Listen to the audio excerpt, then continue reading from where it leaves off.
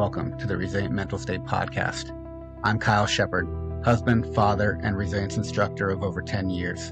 Join me as I sit down with writers, independent thinkers, and extraordinary individuals to discuss their unique wisdom through the lens of resilience. Resilience is the ability to effectively manage and recover from stress. It is essential to endure and grow from life's inevitable adversities. Resilience is a skill that can be trained.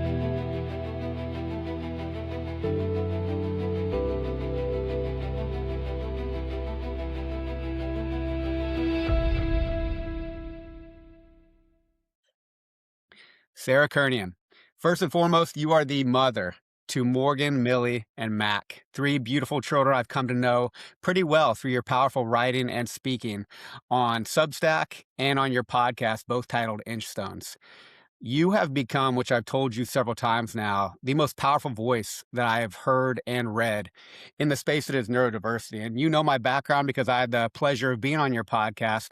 Now it's about 5 months ago, a little bit more, where we talked about my background working with children.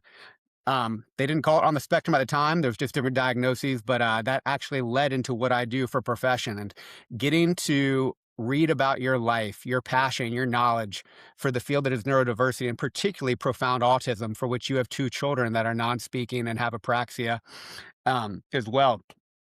It's so inspirational to know your story and your willingness to share all ends of that spectrum of living within now what we call the spectrum disorder of autism, because you demonstrate that there is no blanket concepts that you can apply to any realm of life, particularly when it comes to the margins. And I love hearing experiences of people that live in the extremes of life, whether that's in the military and athletics, or the thing I'm most passionate about, which is parenting. And reading and learning from you, while it is in a very specific space, the lessons that you speak of in your life and the wisdom you share can apply not only to parenting, but to all aspects of life, no matter the degree or severity. And it's a pleasure to get to talk to you again. I'm excited for today. Kyle, I don't know who you're I'm looking behind going, who's he talking about? Like, I don't know who you're talking about. Um, I'm learning to accept compliments better in my 40s, but I really thank you for that. I never in a million years, ever in a million trillion years thought that neurodiversity advocate and profound autism mom were on my bingo card. That is not something that 28-year-old Sarah, pregnant with her first child, imagined and dreamed of. Yet I have never been more rooted in the reality that life happens for us. It Well, really you happens for us. well, you know I like intentionally stressing people out for productive benefits. So I'm Yeah, going it's to keep true. complimenting you so you can get more comfortable being uncomfortable there. Thank you. Beautiful. And you talked about 28-year-old Sarah with your first child on the way, which is Morgan, typically Mhm. developing. Yep. And then a few years later, you have Millie, and you write on and speak to that time in your life very well. And that's what led to you developing the name Inchstones, both for your Substack account and podcast. And I know you've described it many times, but for those that are unaware, why did you come up with the name Inchstones? Yeah, I mean, there's not a single mother, and I use mother just because I am a mother and I speak mostly to mothers and caregivers, but there is no mother, parent, caregiver on the planet, and you've had a number of fresh newborns yourself as a father, that goes into those first days, postpartum and once you bring your child home and going into a doctor's office, that doesn't hear the word milestone. Here's the milestones. This is what the milestone chart is. Oh, here's a milestone for you to understand what this is the next milestone they should be reaching. And when you have a typically developing child, you don't even realize how normalized a milestone is until you have a child who doesn't meet typical developing milestones. And it can pull the rug out from under you in a verbal way that you never thought a word could be so disruptive to your early phases of parenthood. And when my daughter Millie was exhibiting some delays in her development and not meeting milestones and kept saying, oh, she hasn't hit this milestones. Oh, she's delayed in this. Oh, this milestone wasn't reached.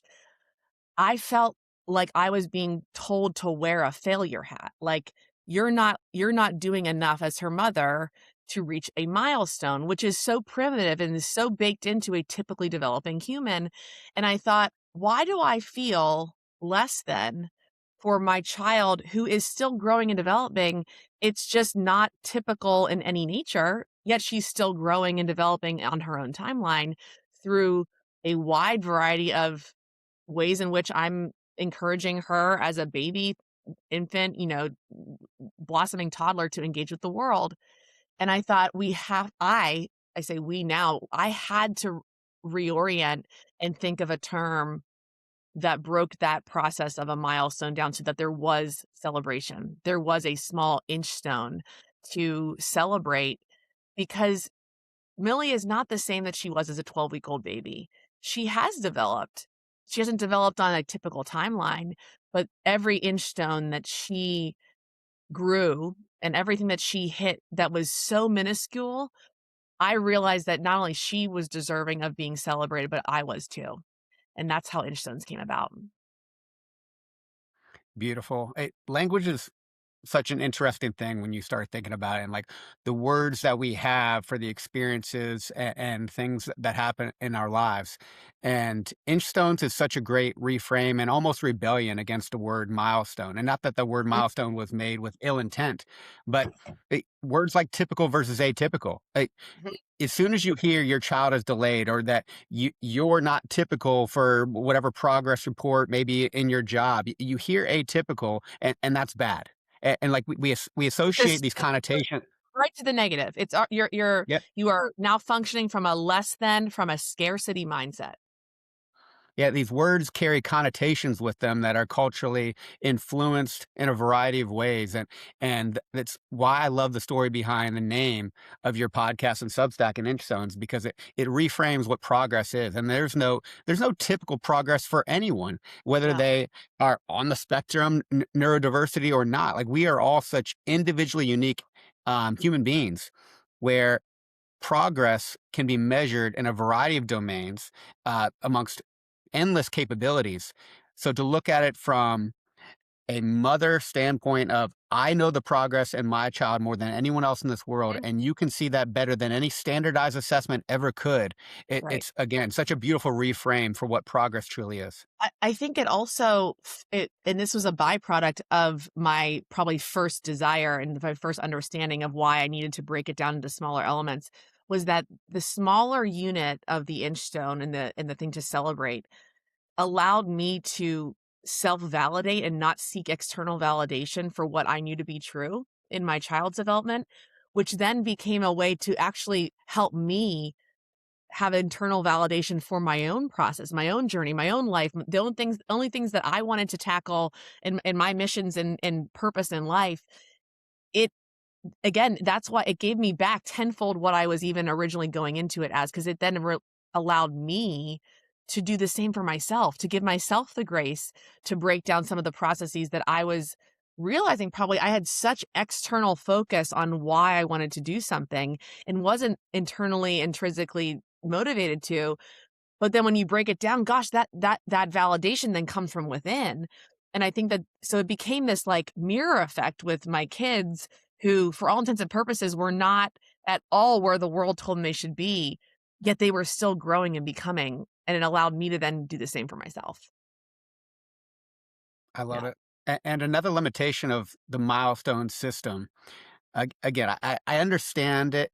We I guess we need something like that just to Mhm. compare norms, if you will, but it is not the end all be all for everyone. But a limitation of it for sure is to indicate that progress is linear.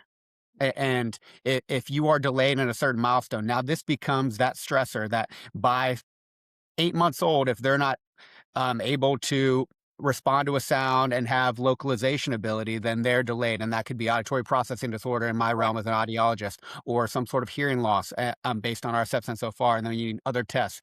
So, yes, there are certain things that are benefited by norm values just for Mhm. awareness, but progress is not linear. Life is not linear. And our motivation, you talked about extrinsic versus intrinsic.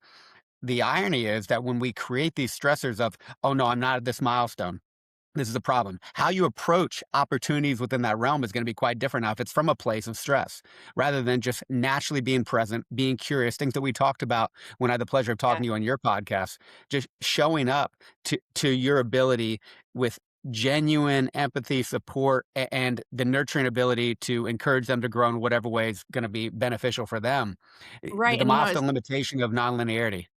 yeah, and, sorry to interject, I'm just my No, head's going a mile a minute because I'm just all I keep thinking and resonating right now is when mothers and caregivers, of any child hang so much power on milestones, what the shadow of that is that you're creating a single point of failure, right?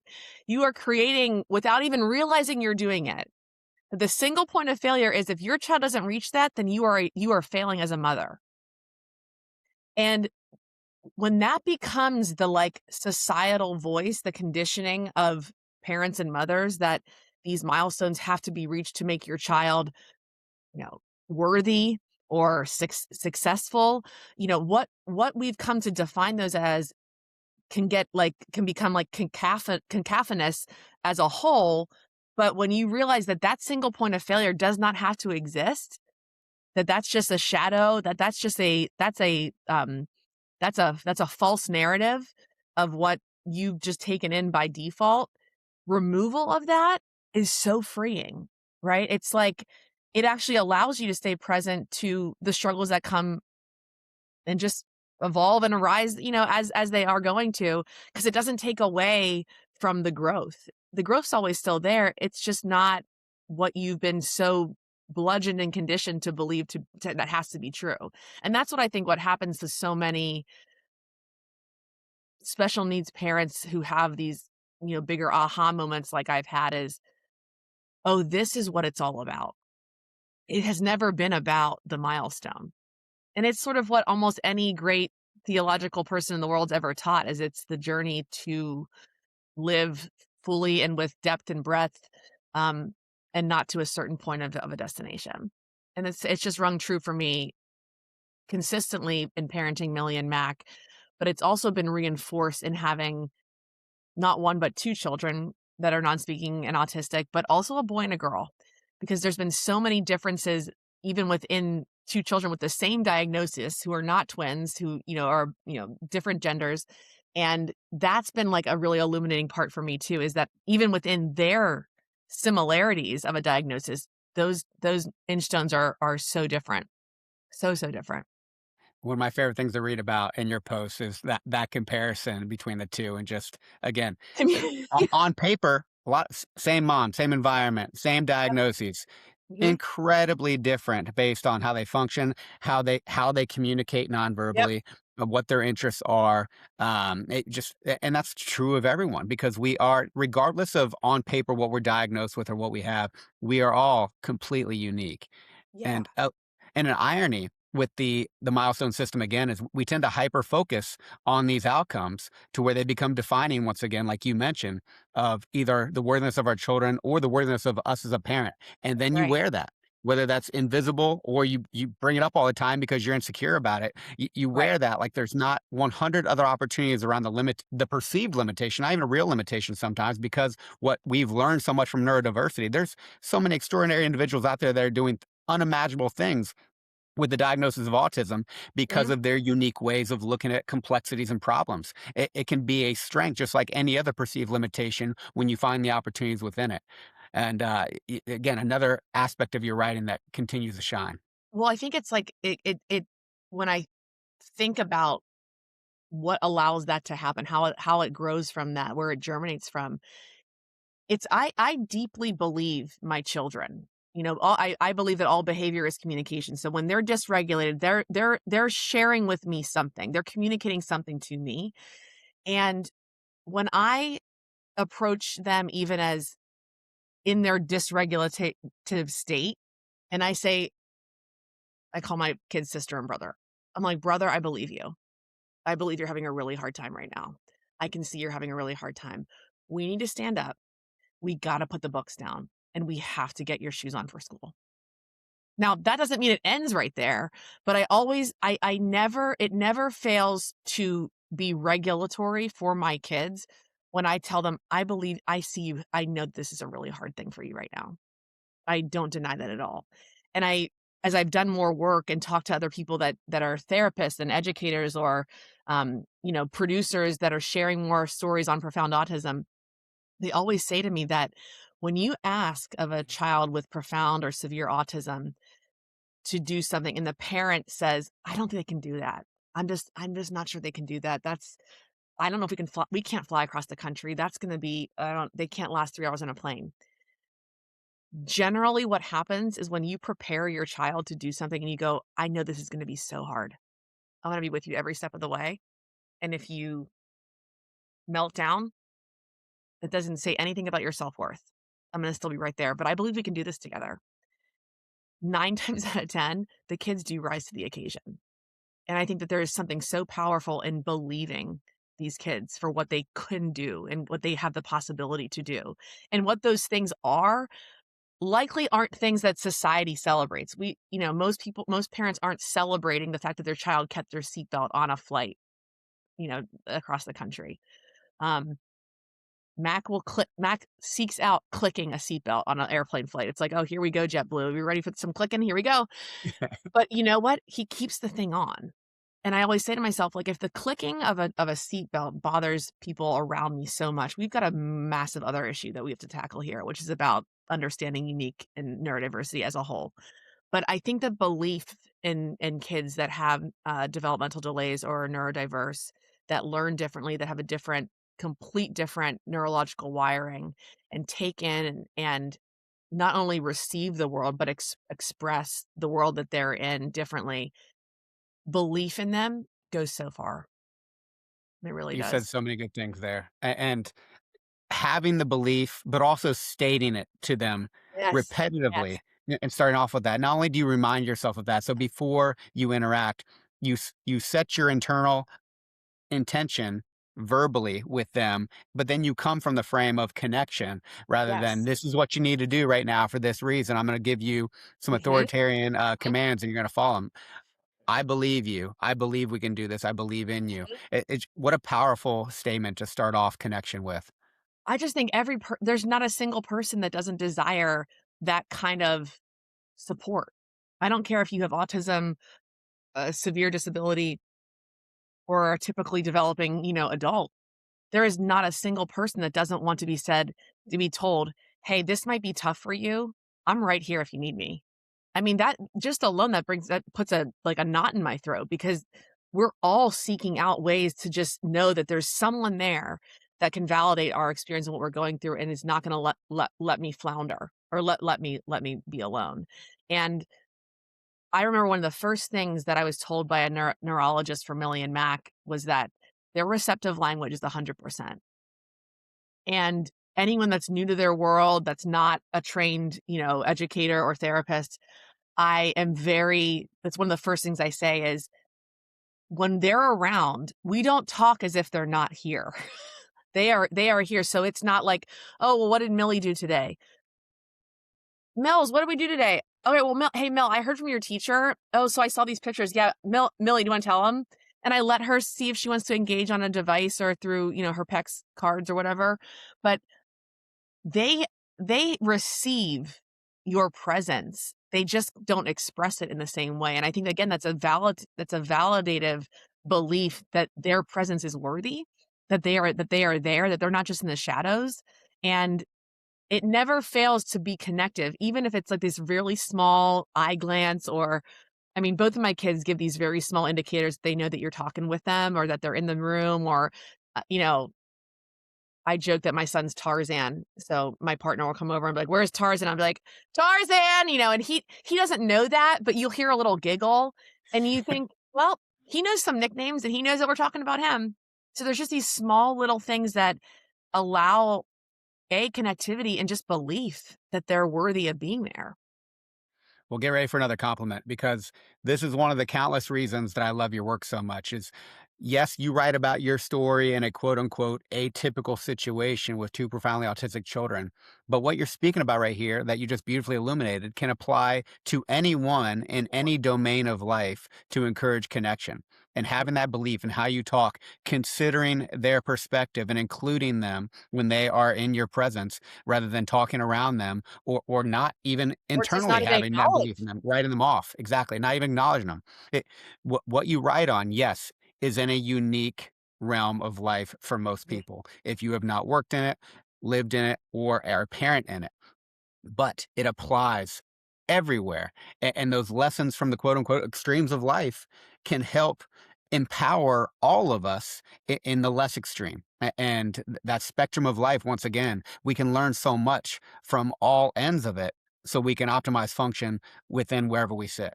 Well, like you say and share a lot in different ways, like, get comfortable being uncomfortable. I mean, well, as someone who's a recovering comfort expert, I mean, I'm a Taurus. I love comfort. I love luxury. I love nicer things in life. Trust me. Like I lived in New York City for 10 years. Like the newest restaurant that was out, like I am the first to find the open table thing. Don't get me wrong. And the more uncomfortable you put yourself in, the environments that challenge you to broaden your orientation and broaden what your experience is and allow that to evolve, it's never the wrong choice. And that goes with like, I think being able to have hard conversations is a byproduct of being a parent of children with profound autism. You know, I don't think I was able to have resiliency conversations or financial accountability conversations in my early 20s before I had children like I do, because I wasn't comfortable being uncomfortable. And I wonder sometimes whether, well, I don't wonder. I know that the children that I've been given happened for me to like broaden that orientation to difficulties, because if we're not doing and staying uncomfortable, that for me feels like what's that study that was done? It was like some study that was done about rats, and it was like they gave the rats everything they could ever want. They like Yeah. the housing, the food, they were the place to give birth to their baby rats, all that stuff. They ate each other alive. Yep. We are not meant to live in total comfort for growth. And it's again, it's one of the greatest and hardest lessons I've learned, but I never would choose it differently. And I'm just so thankful that the children I do have are the illuminating path for that.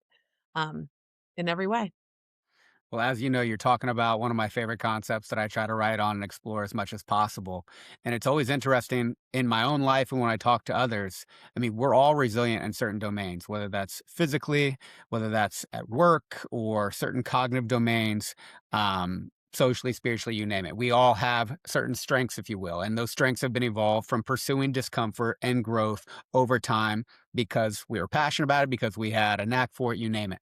That social realm is always an interesting one, particularly with people who are exceptional elsewhere. And this has Mhm. been true of me. We develop these conditioned patterns for how we communicate and we stay comfortable in those communication patterns. But Yep. hard conversations or doing something like saying before you start, I believe you, or I believe in you, or I see you. And just that change in your pattern, that's challenging. Or pursuing a challenging conversation with your significant other on something that you disagree with. It's easier just to table it and Mhm. longer and longer. And it's very interesting for me. Like the skill sets are there in certain domains, but they don't translate well, particularly that social one, not just Mhm. extrovert versus introvert, but No. having deep conversations or conversations that make you uncomfortable with your profoundly autistic child and Mhm. in a way that's not quote unquote typical because that's not how they communicate, but Right. learning to embrace that, it then can expand to all other conversations and communications and willingness to pursue hard conversation that only makes you better. And now you're out there talking to thousands of people at conferences,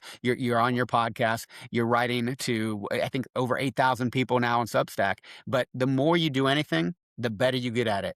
When you're a beginner, it's going to be hard. And that is true in communication too. But you pursue a little bit of hard now, it gets easier over time. And you just said it beautifully in your domain. I think that it also is like this beautiful self-fulfilling prophecy, is that you realize that you've survived your hardest days in this one certain area or arena.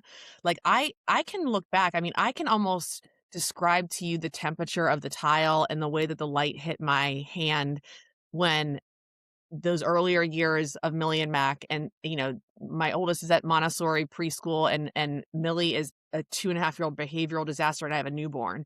And I mean, I can almost tell you the feeling of the tile floor in my old bathroom, and, like, the thought of, like, "How am I going to rise from this?"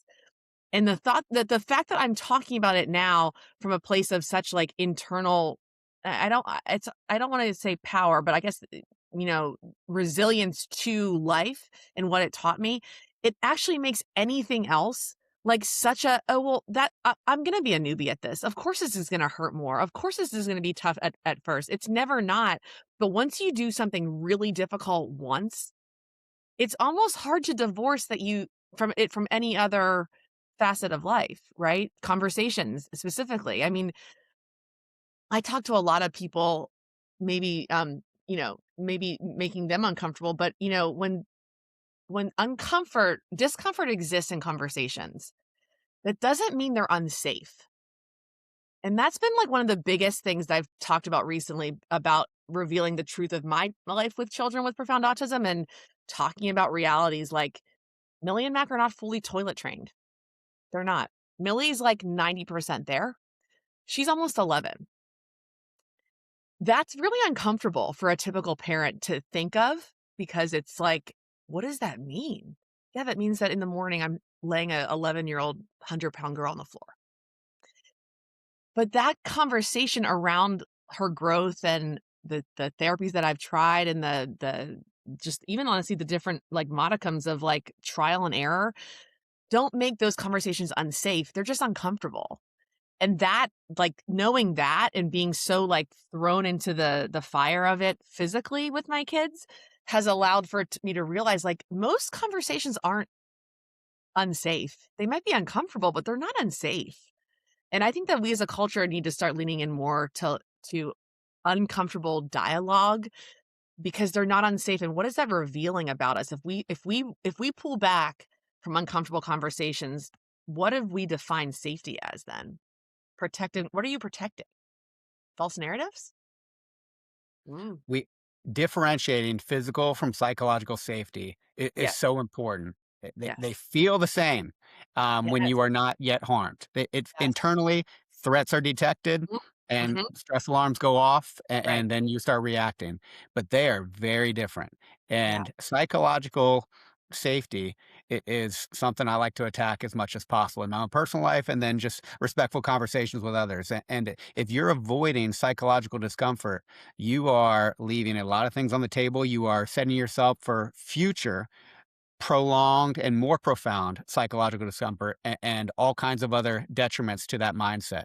yeah. But- eh, Your eh, point, like, I just read something, I don't know if you put it out or if someone else when in our little circle, um, said, "The quicker that you leave a psychologically uncomfortable situation that is not unsafe, the more you are likely to choose the things that are quick pleasures." And I think that it's like they really because apparently that lights up in the same part of the brain, like pain and pleasure, quick hit pain and pleasure. And you're right, like removing yourself from psychologically uncomfortable situations needs to be reinforced somehow. And I don't know. I'd love to hear you go, more down a rabbit hole on that because it's something I think about all the time. Yeah, I mean, you mentioned already you love comfort, and hey, so do I. I Yeah, definitely love comfort. We've evolved to pursue comfort, pursue right. safety, physical safety, of course, Yep. from the elements, from threats, physical nature, whether that's predators, other tribes, you name it. Mhm, We evolved that way. We are very good anomaly and threat detectors, so mhm, we can maintain physical safety. It's one of our base needs. But perception of safety as we've become more safe holistically as a society mhm. has changed. And that psychological safety, because of our pursuit of comfort, that's what we're doing. As soon as we feel uncomfortable, if we can divert, distract, or basically call that a name to turn it off and put up the victim shield or whatever it may be to get us away from it, that then we're allowing the adaptations that we have to be applied to domains that actually are detrimental to us. Correct. So getting comfortable being uncomfortable and things that are physically safe is basically what I'm all about. So pursuing the physical realm, the social realm, the mental realm, spiritual realm in ways that are at a manageable level, uncomfortable for a brief amount of time, and then recovering from that, that recovery is the most comfortable feeling. And at first, of course, right Yes. after a hard workout or after a hard conversation. Actually, after a hard conversation, it's the best feeling in the Oh, world. it's You that's get the that pleasure. That's the pleasure that delayed that's grat. what we were created to feel. You know, we were not created to not feel comfort and pleasure, that we are human beings, I believe, created to feel both. And like the luxury of that feeling after experiencing discomfort by leaning into it, you cannot purchase that. I mean, Kyle, you know, you can, people want to purchase that feeling. You cannot purchase it. No, there's no amount of pleasure that feels better than delayed gratification after Right. intentional That's discomfort. right. So, That's right. and you can't get better without a little bit of discomfort. You have to challenge yourself in the domains that you are. Mhm. And we're talking socially right now. But the beautiful thing about a hard conversation, when you can approach it rationally and not come into it all heated and say things that you don't mean, and then basically put your foot in your mouth and then dig yourself a bigger hole from whatever the hard conversation was. But when you can approach it rationally, speak to where you're coming from while considering the other person where they're coming from. And what loved you said earlier, I'm going to write it down. You've said it before, but just one of the best quotes that you've said already is all behavior is communication. Yes. So when you consider someone's behavior from the most charitable perspective, one of my favorite strategies for engaging with others, just give them a believable but charitable interpretation. And this is very powerful when working with profoundly autistic children who cannot speak, as you and I talked about many stories when I came on your podcast. But when you come at them charitably and you know that they have limited capacity to do what we are doing with spoken language, but they have all the same feelings, they're just demonstrating it through behaviors in different ways, which is frustrating. But Mhm. charitably interpreting their behavior, connecting with them with empathy, and then pursuing that conversation to the best of your ability while remaining rational. When you are done and you get to a place of compromise or understanding, man, that is it's like getting out of an ice bath and then your body reheating and that electricity. It's the best feeling in the world. And That's what I'm saying. avoiding those conversations, that regret, that that easy now, much hard later. And regret hurts way more than Mhm. temporary discomfort for good Yes. purpose. Yes.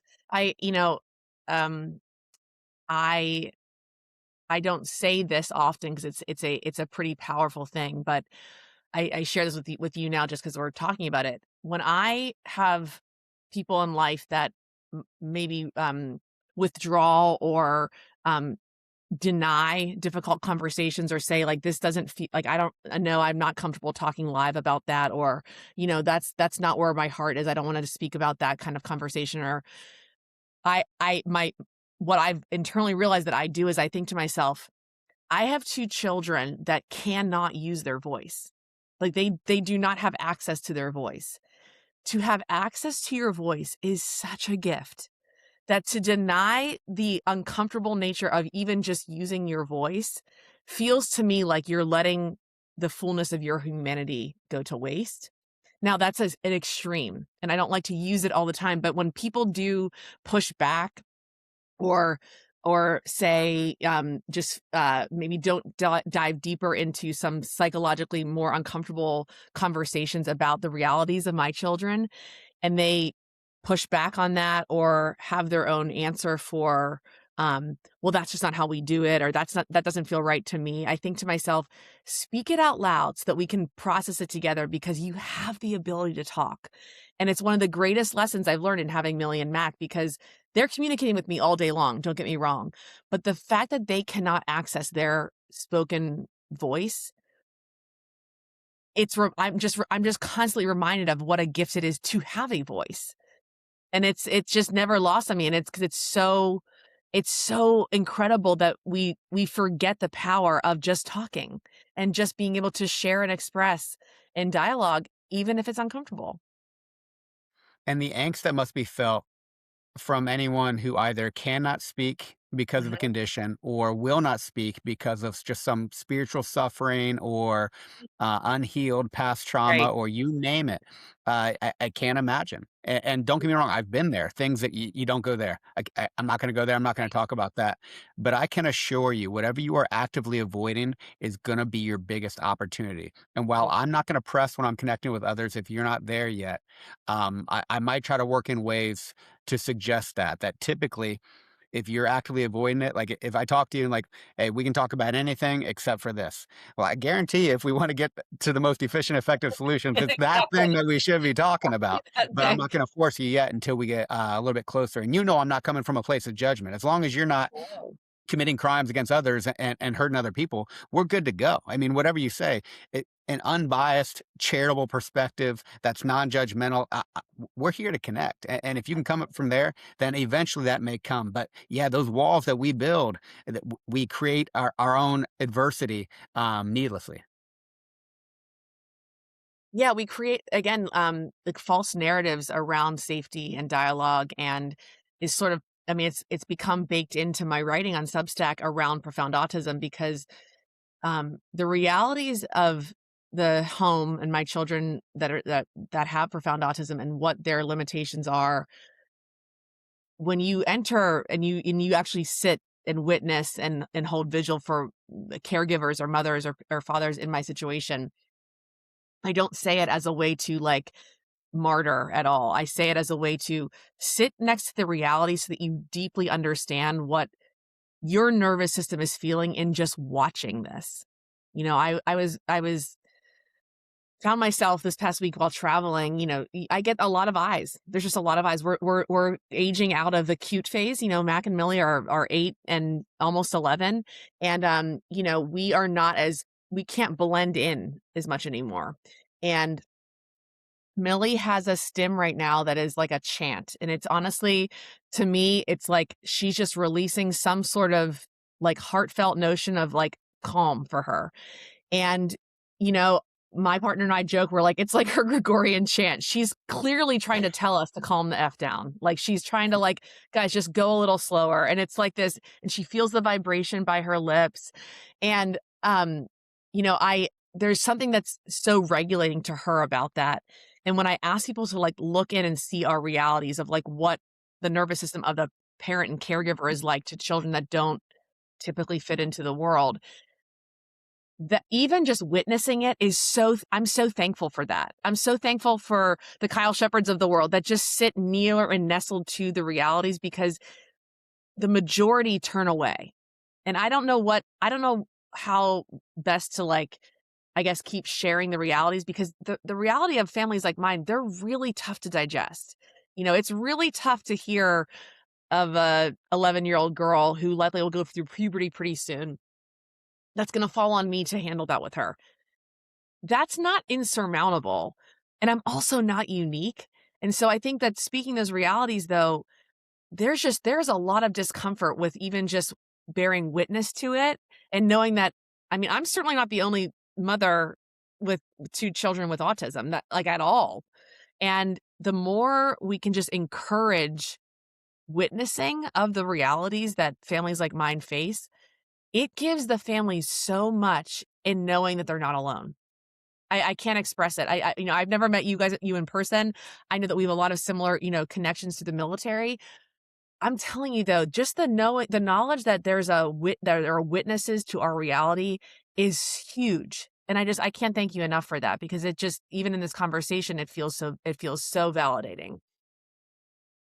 Well, right back at you, my friend, because you sharing stories that you've done in this conversation already and that you do all the time in your podcast and through Substack, it's empowering. I mean, because you encourage other people to share maybe uncomfortable truths of their reality. And you put that in the world and like, hey, we all go through different forms of adversity and challenges for our unique circumstances. But when you can speak to it honestly and say where it is, because your example of Millie being 90% potty trained and Mhm. like, yeah, is that atypical compared to an almost 11-year-old for the quote unquote milestones? Sure.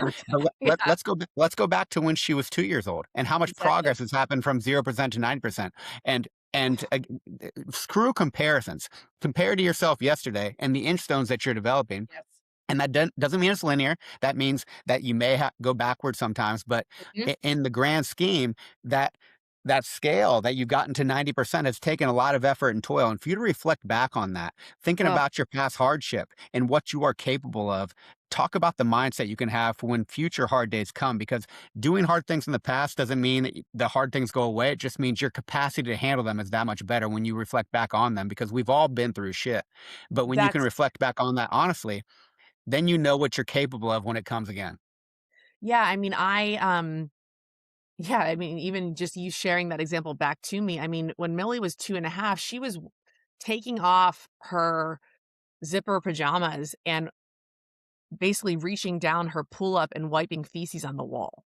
And I say that not to be like a jarring reality, but that like literally like that did not happen just once. It was like upwards of like 50, 60 times. And it was a sensory seeking behavior. She was just literally seeking out like a shock of her to her senses. And she thankfully grew out of that, but that took so much steadfast choice of being calm and not being you can't get angry and yell and scream and reprimand a child who doesn't have the same sensory capacities neurologically as a typical developing child. That restraint and the knowledge and again the belief that I know this is really hard for you to stop doing that. We have to try better. We're in and then working together, okay, we always put her pajamas on backwards for a number of years. Okay, then she got to figure out how to Houdini out of those. Okay, what is the next thing gonna look like? I mean, but at the same time, the ways in which a leader in a family as a mother, that did not it never should for any child. It shouldn't all just fall on the child to comply. You know, Millie's inability to not sensory seek in fecal matter was also a response of me going, "Okay, well, if that's what she does the first thing she wakes up in the morning, I have to be in her room and wake her up."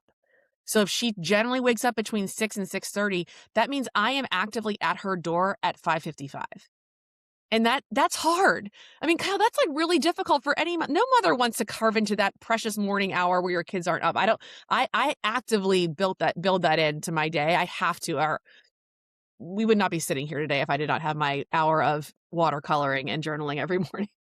You can ask my partner that I hold that so deeply. So carving into that time, that is not comfortable for me. But that if that was going to have her grow and to have me support not sensory seeking into fecal matter, guess what? Over time, that behavior is redirected into something else. And so those are the uncomfortable truths that like constantly I'm reminded that we did get through that. And that was, I mean, literally, it was very messy. It was a very messy truth to get through. Yeah, literally and And it figuratively. allows it but it allows for like, guess what? My son hasn't done that, and it's like a gift. I'm like, "Gosh, we are sailing through this a lot differently." Like, he's still delayed in toileting, he still has no verbal, you know, expressive speech, but what what are things that we are maybe jumping over that I experience that is almost like a gift? It is a gift within the autism space for me, and so a lot of things are not just the reality of what I experience, but also I sit in reorienting so much. Like there's so much goodness of psychological reorientation to like, okay, what is really happening right here? If you can choose to reorient and choose a different response, I don't think many people, no, I shouldn't say many. I think that we have as a culture can grow in our capacity to reorient. And we just, I would love to talk more about that with you because I never in a million years thought that I could reorient to shit on walls, but guess what we did? I, again, a beautiful explanation of a unique circumstance in Millie's childhood. But in reorientation, you get to first choose the perspective that you Yes. decide to have, and whether Yes. you accept the situation for what it is right now, or you're miserable because of it, and then you emote in reaction to it. So we always get to choose our perspective, and that's within reorientation. And then you developed systems that required adaptation from you, maybe uncomfortable Right. adaptation based on Exactly. the time that you like in the mornings, but you did it for the most important reason in the world that you write about all the time, which is being a mother to Morgan, Millie, and Right. Mac. And then you can maybe find other opportunities to make up that 5 minutes, or I don't know what your hour is in the Exactly, morning. exactly, but But it's so true. but It's like it's not that much of a detriment unless you make it one. yeah, If your reorientation to the realities and what you get to try to do or get to experience or, um, get to, change your perspective on something, we sit sometimes. I'm guilty of this, and I've gotten better through the years. We can sit sometimes in rumination mode without just taking actionable choice for the perspective change or the actionable change, right? I mean, I could have talked myself out of doing that with Millie and getting up early for I probably could have still been talking myself out of doing that. But like that's true. Like we don't even realize how much time we waste in ruminating thoughts and these looping thoughts. You know, there was a study recently that said an emotion you feel really only lasts like 90 seconds or something. Or the first 7 seconds, then it's like if it goes 90 seconds, if anything past 90 seconds, like you are choosing to stay in that loop. yeah. We actually talked about that on your first podcast, the 90-second rule. Oh, we did? Okay, Yeah, maybe that's all coming back to me. It's like it the deja stayed vu. with you, It's seriously, and it's so true. it's so fascinating because we can really prolong the stress response because of rumination. And don't get me Mhm. wrong, we should be thinking, but you're never going to think yourself completely out of a problem. Thinking Nope. first, always choosing your perceptions. But once you have that perspective that you think is going to be of value to you, and I couldn't agree to you more, like the skill of reorientation, or sometimes what I call just cognitive flexibility, the Yep. ability to consider multiple avenues for the same situation. Even in considering, you are empowered to choose your path. And if you know you're choosing your actions rather than just reacting from stimulus to reaction, that is empowering. And then the more you consider it, the more you practice it, the better you get at it, like anything else. But you have to have that subsequent action. The more you sit in, even let's call it contemplating, which has a positive connotation compared to rumination. Even if you're contemplating the most beneficial course of action, you take too long and opportunity is going to pass you by. Mhm, So mhm. choose something that seems right now in whatever time frame that makes sense, but then act on it, and then get that reorientation opportunity throughout the. I know you like it as well, but the OODA loop cycle. So like, great, observe, orient, decide, but my goodness, act. Just And that act. once you Yes. act, there are consequences to your action for sure. But act early, fail early, learn early, and then reorient again. The reorientation never ends. Right, it's And always evolving. It's like a d I always, I'm obviously sitting, and learn about this all the time, but like it's dynamic. It's like it's that the OODA loop sketch. I mean, it's a dynamic it's almost a living model for our own souls, right? And like so that we are not static creatures. It's constantly kinetic and when you can sort of give way to that being the norm, that things are constantly evolving, no two situations are the same, you will act in a way that does allow you to learn from whatever that consequence of that action is.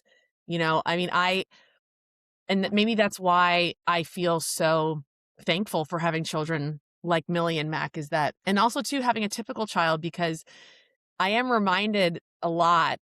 I don't know if we talked about this last time on my podcast, but I have a lot of typical mom friends who have just typical children. And when they complain about typical things, I mean, I all but laugh in their face. I'm like, you guys, of course they're doing this. You think these 13-year-old girls they all are going to wear us down to go to Starbucks. This is not, this is not new. This is not new at all. But there's like when you realize that things that are supposed to happen then do happen, there's almost a levity to it whenever you have something else that challenges that so deeply. And it's like, yeah, I wasn't expecting that. And I get to learn from this. And I'm going to have to try 40 times harder to get to the same, maybe similar solution.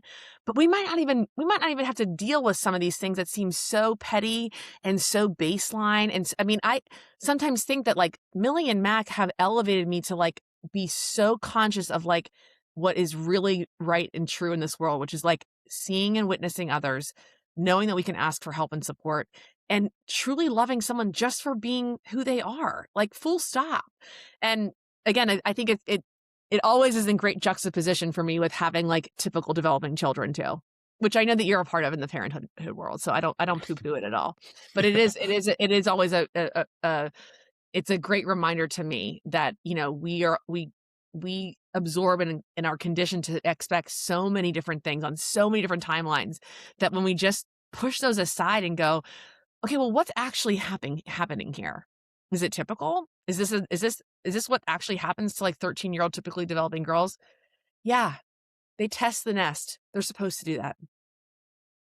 Yeah, two things that cause perpetual stress for everybody, regardless of individuals who are operating continuously on the edges like you are with, Mhm. again, unfathomable considerations, which is why it's so funny when you talk to friends that have typical developing children, like, these are pretty mundane micro Like, adversities. that And that how that does your sounds like great, guys. That sounds awesome. that that's what's stressing you out right now, man. Yeah, Okay, let me tell you about my day. Um, exactly.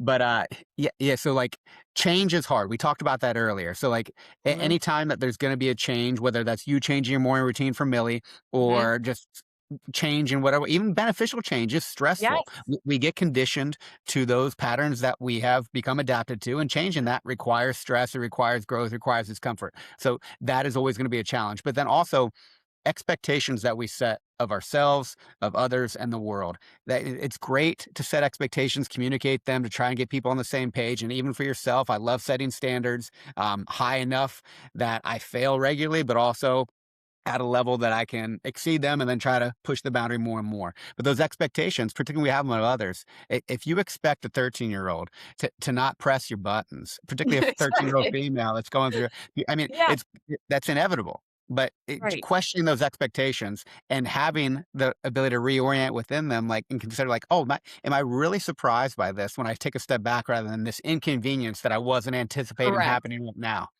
There are some things that are so again, and I'm so thankful. I feel so thankful that I've been given the ability to have both perspectives of parenting typical and neurodiverse children, that it's allowed me to sail through things in a typical motherhood sense that I know 100% if Millie and Mac were typically developing, I would be I would be complaining probably about the same things that others are. I mean, that if she asks for one more Aviator Nation sweatshirt, I'm gonna lose my mind.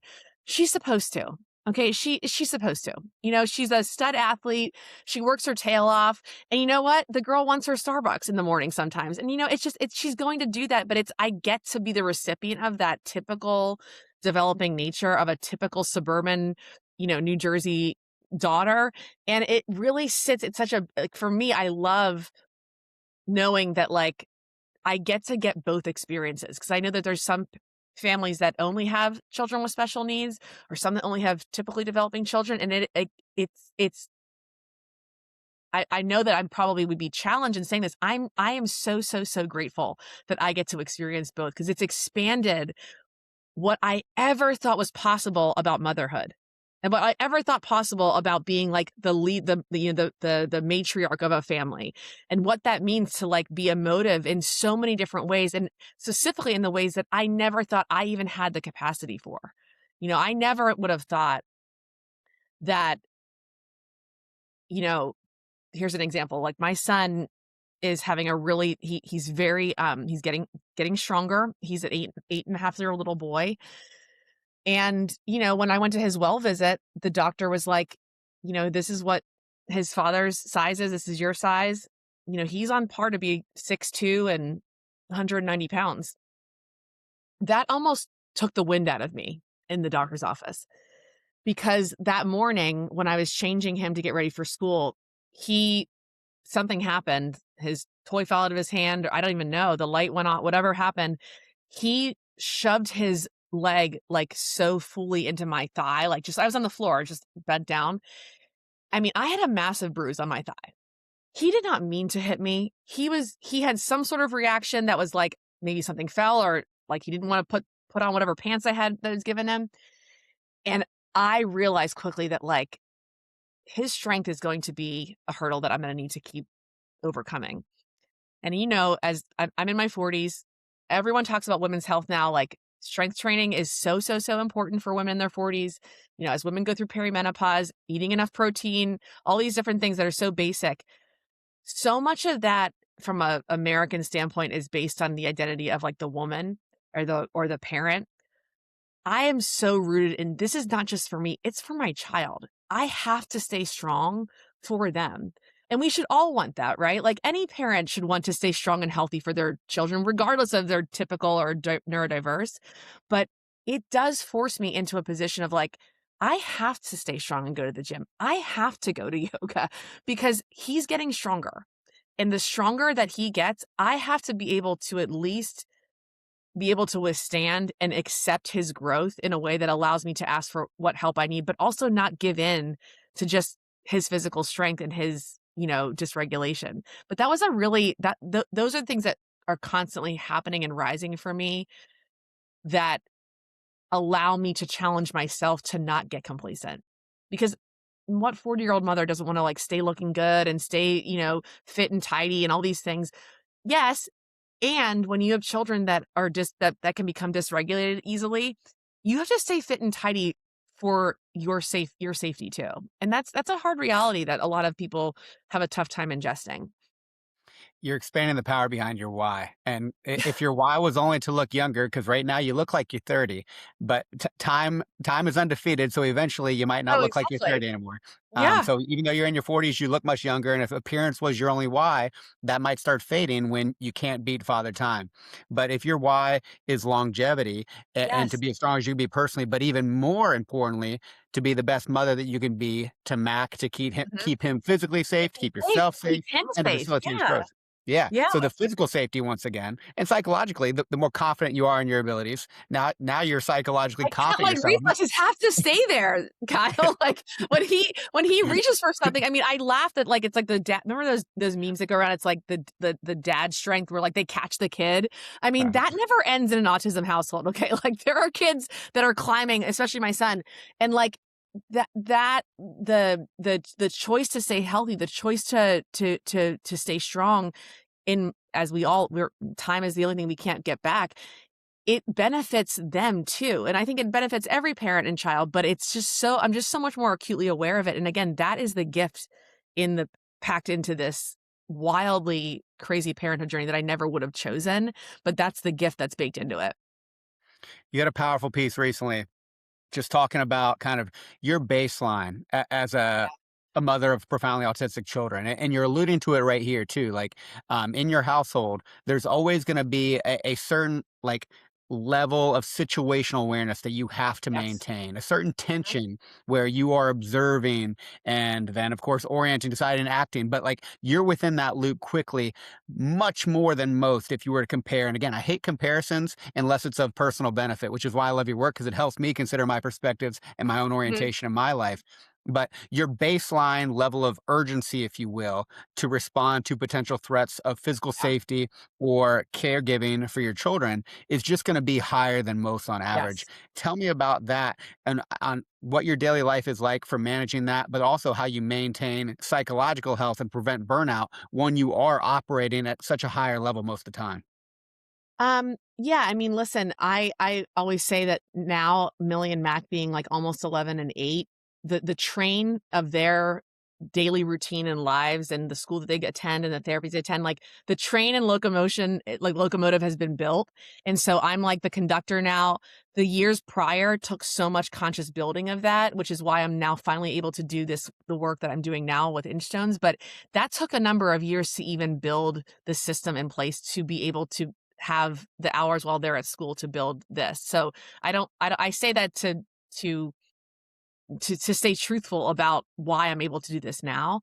The second thing is that, the routines that are in place, the systems that are in place in my house from a weekly and daily basis are just so important for their regulation. And the more that I set up basic systems and use very consistent, like first we do this, then we do that. I mean, or first this, then that. It's like the most basic explanation to do it, whether there's a picture involved or there's a desired preferred item that they want to even eat after as a snack or something. There's so much simplicity of like first this, then that.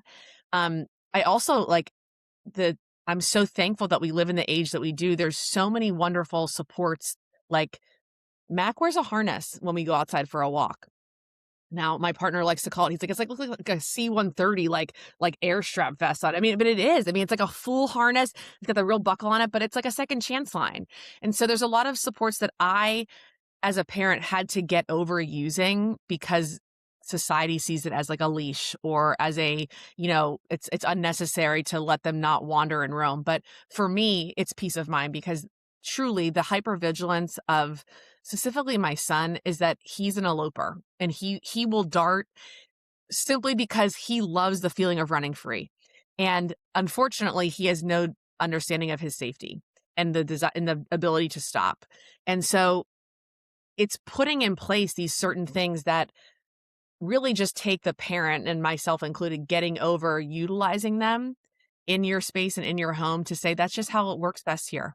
I'm sorry, that's just what works best. I have locks on every door. I have a double lock on the outside doors, and I think the front door is double locked in the front, and then we have a triple lock on the storm door because that's just what works. That actually is what allows me to breathe easier and allows that internal nervous system regulation for me so that I am able to, whenever they are at school, regulate myself enough and to find some sort of peace within my, sympathetic and parasympathetic constantly, in friction with each other nervous systems. Um, I will be be remiss if I didn't say that there are times when I fully have collapsed. And I don't think there's a single profound autism parent out there that has not had a collapsing moment where you come to terms with how stressful the reality is of keeping your children safe. And yet I believe in the power of self-baptism and the tears that come with that and what that does shed and allows you to grieve and then put your bootstraps and pull up and get back on with it because you can create systems in your house that allow for that nervous system to be at bay.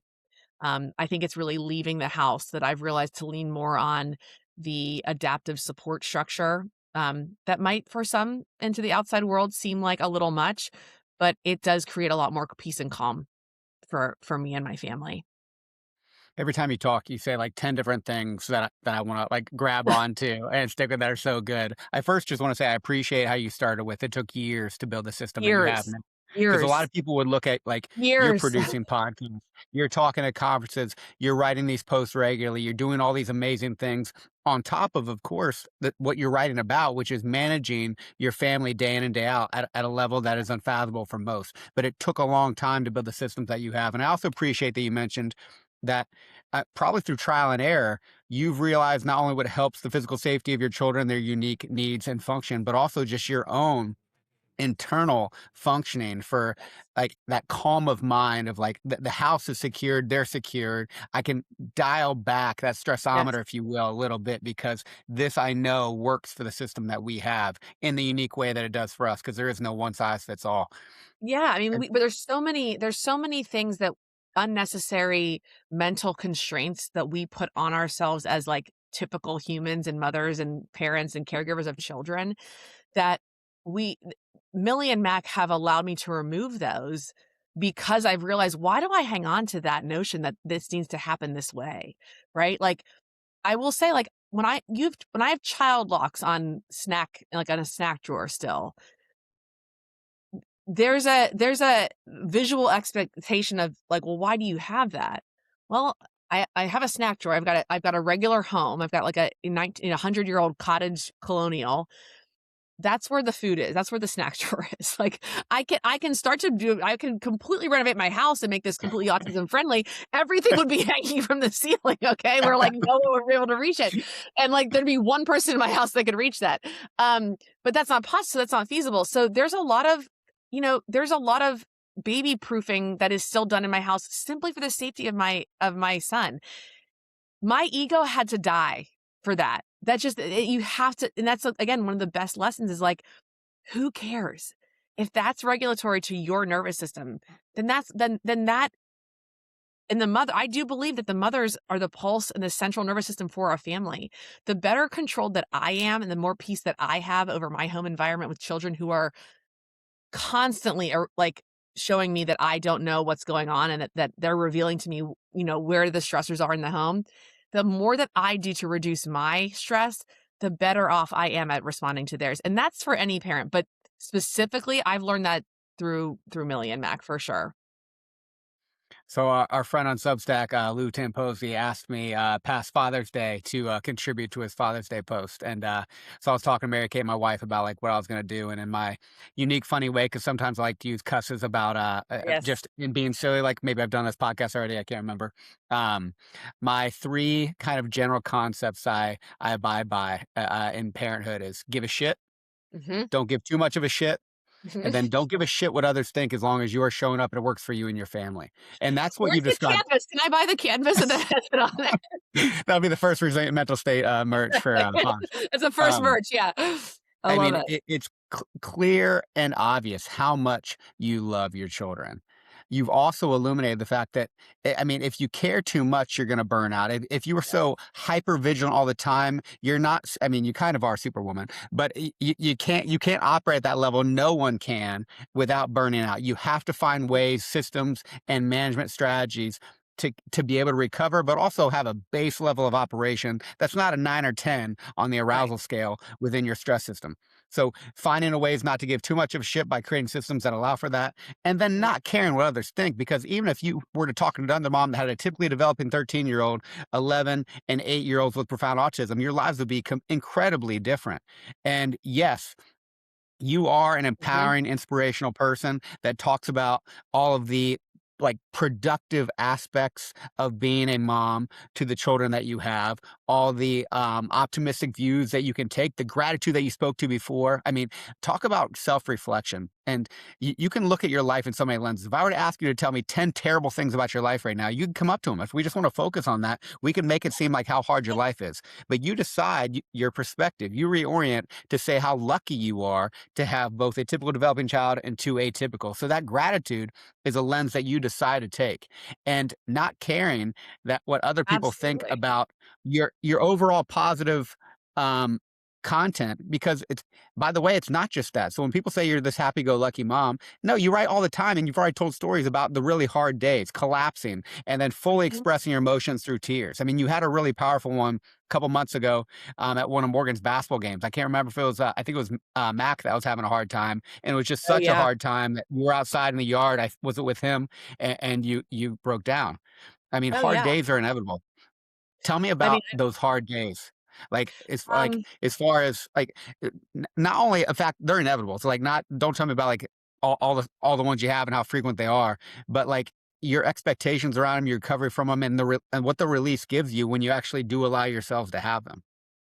I think that, well, two things rise when I hear that question. One is that how we experience hard days is so relative, right? And and then how we recover from hard, how I gain peace within and recover from my nervous system is not going to be what another mom would. And I think that's something that um as a fledgling neo mom 12, 13 years ago, I was always looking for like, well, what do they do? What does someone else do? What should I do to help myself become a better, more peaceful parent?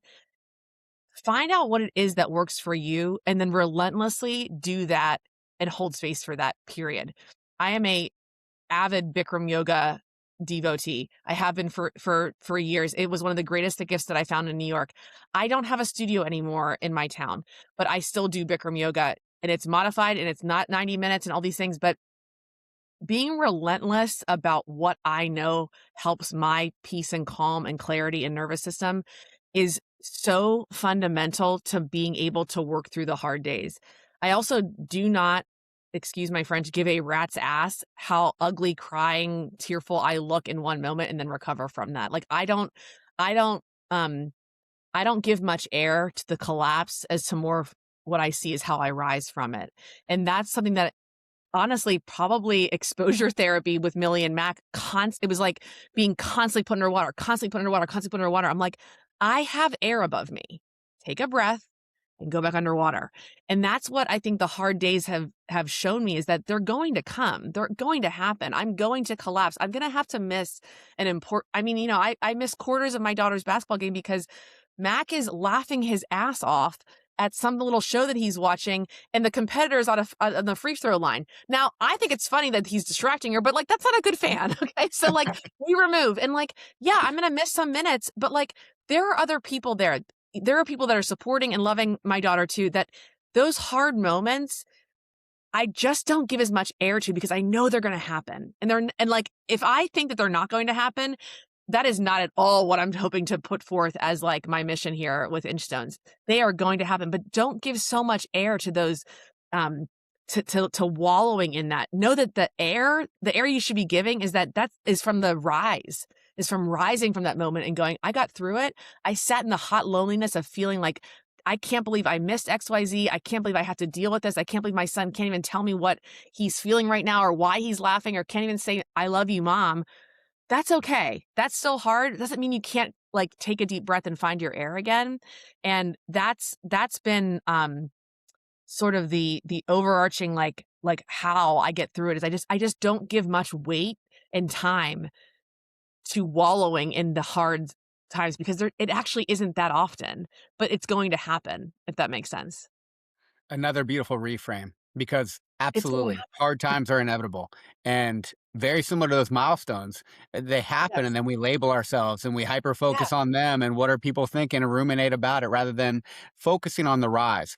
And man, if you have a hard day and you allow yourself a full release of crying, I definitely was one of those kids conditioned in a variety of ways to don't let them see you cry. Don't let them know you're having a hard time. Keep that shit in. And through benefit of having the woman I have as my wife, but also just becoming a father, um, I can cry. I can cry pretty easy now. And but You I cried the allow my Sunday the hockey game? Every dad cried on Sunday morning when Jack Hughes scored that goal. Everyone cried. Every dad cried. I didn't get to watch the game. I was Oh, doing, but yeah, probably would have if I did. yes, yeah.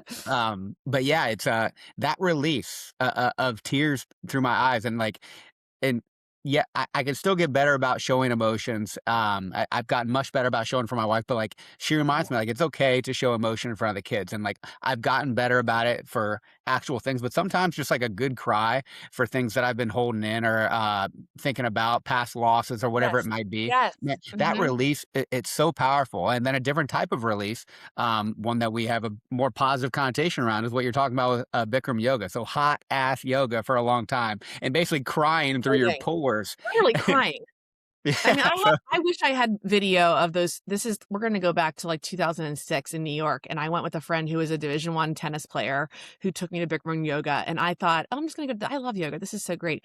I think I did cry. I think I really did cry, but she was so impressed. She never went back, and I was like, "I think I found my thing." Well, I wanted to share about, though, with crying and sort of the hard days, though, something that I have it's not doesn't come easy to me, but I'm getting better at it, is that, like, when things are just when I feel like I've lost control of the circus, right? And there is just dysregulation and Mac somehow found his way into the snack drawer, or there's apples cores everywhere, and I'm finding, like, apple cores in the all they love is apples, and I'm finding them around the house, and my partner walks in the front door, I will go on the ground and go, "Just take me here. Just take me now, God." It's like it's already been 2 hours of the day, and if you can't laugh about some of the humor behind the hardship, like, that's why I love being with a Marine. Like, like, if you cannot laugh at some of the really, really shitty times, like, it's gonna be harder. So, like, make light of it. Just and laugh about how hard it can be sometimes because that does something to your body. Like, I really do believe in the power of, like, laughter for your cortisol and your stress hormones. I mean, there are times when, like, literally, like, I will be changing, my son, and I'm like, "This is not what I wanna be doing right now."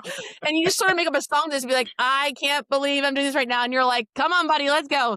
And you have to just take a deep breath and not make it so serious all the time. abs And I think that we can laugh through the hard.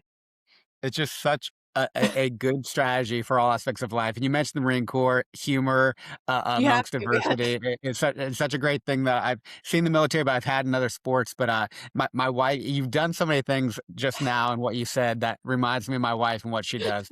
It was a few weeks ago. Probably James, my 4-year-old, was having a hard time, but maybe several kids. And probably for the fifth time, she was asking him to do something. She Yep. was in the kitchen, in the pantry, and she was like, "Well, if you don't do it, I'm gonna pull my hair out." But like I am she had really this gonna funny face. and she like Yeah. sounded like a witch on purpose, and she made this Mhm, really funny face. I mhm. fell over crying from Yeah, laughing. She exactly. started geeking out, but she'll sing at them sometimes in like some Yeah, funny way I when she's know. upset, like, "'Cause if Yeah. you don't do it, then I'm Yeah, gonna yeah. have to go outside." Like, Oh, I it's know. so funny, but making You light have of to. situations. Yeah, I mean, you can choose to be miserable, or you can choose acceptance and then other strategies within Please it, and please then share control this what with you your can. wife. Please share this with her. My Yeah. favorite new tune, and I can't take credit for this, I found it somewhere on the internet. It was a woman going, "I'm gonna lose my shit today, doo-dah, doo-dah. I'm gonna lose my motherfucking shit. Yes, I am today." I literally like, it makes me so happy. I don't even say the words anymore. It's like, "I'm gonna lose my day, doo-dah." And, like, it just gets you through it, and I'm like, "I'm actually not going to because 'cause I'm making light of this." Nice. So That'll be the new message she sends me when I'm at work, and, exactly, exactly. Doo-dah, doo-dah. Yeah. I know you have a hard stop at 3:30. Yes. I'm going to tag your podcast, your Substack, and everything in the show notes, but I'm curious, you mentioned your mission with Inchstone a few times. I'd love to just close with just kinda stating what that mission is. My mission, is to continue to be the voice of radical acceptance for mothers and caregivers of children with profound autism as a way to live and expand and be expansive in life. I think that radical acceptance of the reality of the children you have allows for the growth of all the goodness and the good gifts that are baked within every human, but specifically children with severe special needs. That is without a doubt the mission I have is to radically challenge the assumptions, presumptions, and statements that are attributed to a life that maybe looks a lot harder and a lot more difficult to accept and digest. But that when you radically accept that and move through that, it's incredible what the gifts and what the joys and the highs can be, through that radical acceptance. I love it, and it's so cool to see the trajectory you're on with both Substack and the podcast and everything else you're doing, and as we Smile. talked about today, like, your wisdom expands beyond your mission. It's impacting other people, it impacts me regularly, and while I do have a passion for neurodiversity based on my past experiences, I have, 4 typical, developing children, at this point, and your perspectives help me reorient amongst my own micro and macro adversities, and, just that collective support of one another when it comes to radical acceptance, curiosity, empathy, and Yes. just finding ways to make the best of the hand that we are dealt. It is something that you do so beautifully. You are an inspiration, Sarah, and it's been a pleasure as always to talk to you. I'm looking forward to the next one. Wow. Kyle, you're the best. Thank you so much. I appreciate you. You have a great one. Talk soon. All right. See you later.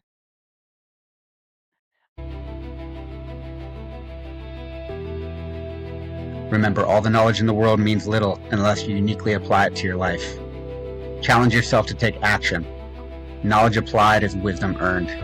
Determine what is important to you and get after it with intention, effort, and consistency. Until next time, stay resilient, my friends.